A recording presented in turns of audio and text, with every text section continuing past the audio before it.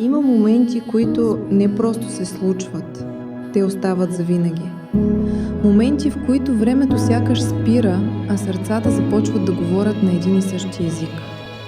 Две души, вървели по своя път, днес се срещат, за да продължат напред.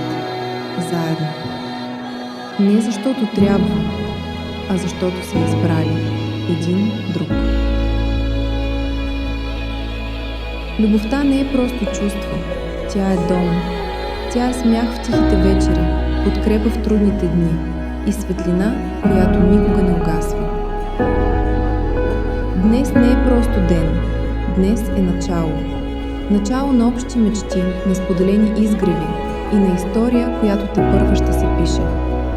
И когато след време се върнат към този миг, ще си спомнят не само как са изглеждали, а как са се чувствали.